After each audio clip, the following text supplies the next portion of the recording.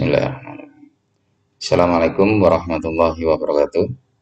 Yang saya hormati Ibu Dr. Murah Ayu Nyoman, MBD. Yang saya hormati rekan-rekan kelas 2A, mahasiswa pasca sarjana UPIS. Perkenalkan kami dari kelompok 3 yang beranggotakan nama Teguh Raharjo, Nawawi NPM 1951035 dan Surip NPM 195100267 akan mempresentasikan hasil dari makalah kami dengan judul penerapan program EDS atau evaluasi diri sekolah. Baik, langsung saja. Penerapan program EDS di sekolah. Apakah EDS itu? Yaitu suatu evaluasi internal yang dilaksanakan oleh semua pemangku kepentingan untuk mengetahui secara menyeluruh kinerja sekolah. Jadi suatu evaluasi internal baik di awal tahun pembelajaran, pertengahan maupun akhir tahun pembelajaran. Biasanya EDS ini dilaksanakan di awal dan pertengahan akhir tahun pembelajaran.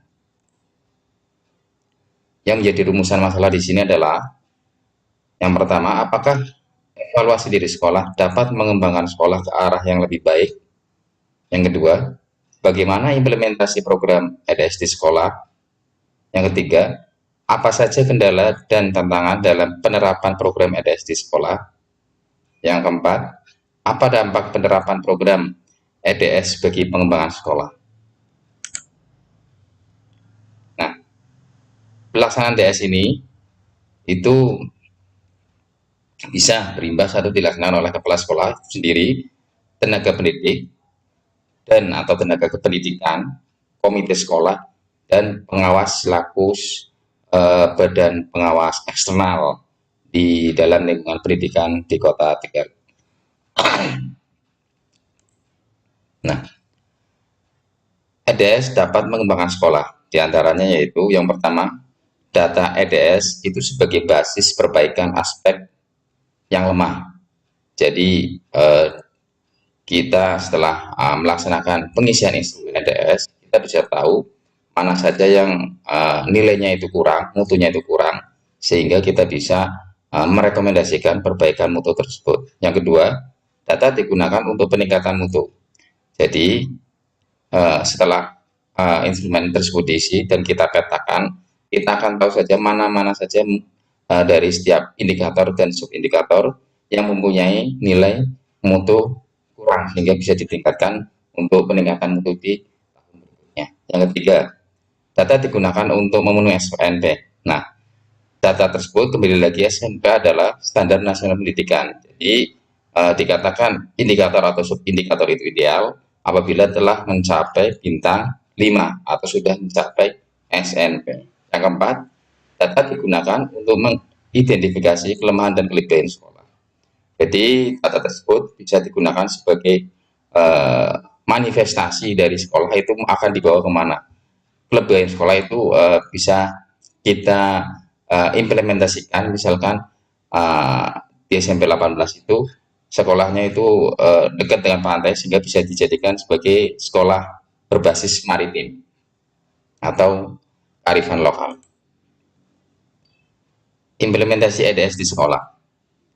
Bentuk implementasi atau pelaksanaan evaluasi dari sekolah diantaranya adalah yang pertama, pelatihan dan pengisian instrumen EDS. Yang kedua, pengumpulan data.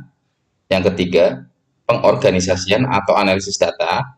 Dan yang keempat, pelaporan hasil evaluasi. Dampak penerapan EDS bagi sekolah. Adapun beberapa dampak penerapan EDS bagi sekolah, yang pertama adalah mempermudah dalam penetapan RKS atau RKKS. Yang kedua, mempermudah mengidentifikasi kelemahan atau kelebihan sekolah. Yang ketiga, meningkatkan kinerja sekolah sesuai 8 standar nasional pendidikan. Yang keempat, membantu dalam mengidentifikasi dalam pencapaian berdasarkan sistem penjaminan mutu dan 8 standar nasional pendidikan.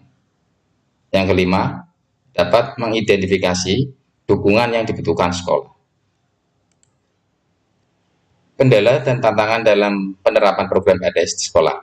Yang pertama adalah kurangnya pemahaman guru tentang EDS itu apa. Yang kedua, banyaknya pertanyaan pada instrumen. Yang ketiga, kejenuhan yang dialami responden karena pertanyaan ini cukup banyak. Dan yang keempat, waktu untuk mengisi instrumen itu singkat. Biasanya itu di deadline dan harus selesai pada waktu tertentu. Hal-hal yang dilakukan untuk mengatasi hambatan. Yang pertama, mengintensifkan sosialisasi kepada guru. Yang kedua, melakukan pendampingan atau pendekatan kepada guru.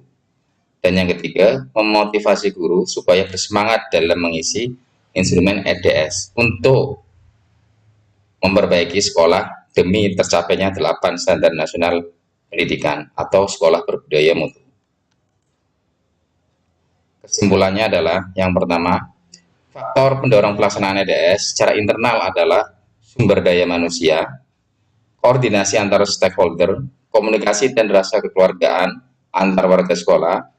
Secara eksternal adalah dukungan dari Dinas Pendidikan dan Kebudayaan Kota Tegal, serta motivasi dari LPMP.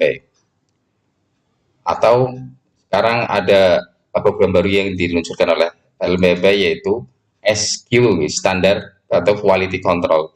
Faktor penghambat secara internal adalah kejenuhan terhadap instrumen EDS, yaitu singkatnya waktu, kurangnya pemahaman guru, serta banyaknya pertanyaan pada instrumen. Sarannya adalah sebagai kepala sekolah itu bisa memberikan motivasi kepada seluruh stakeholder atau komponen untuk kegiatan EDS di setiap sekolah. Yang kedua, tim pengembangan sekolah atau tim atau TPMPS itu bisa berkoordinasi dengan baik sehingga bisa tercapainya proses pengisian instrumen EDS oleh setiap guru dan beberapa stakeholder. Yang ketiga, pengawas sekolah selalu memberikan pembinaan dan pengawasan demi terciptanya atau terpenuhinya setiap sekolah dalam mencapai standar mutu atau budaya yang mutu. Demikian hasil presentasi dari makalah kami tentang EDS. Kurang lebihnya mohon maaf. Terima kasih. Assalamualaikum warahmatullahi wabarakatuh.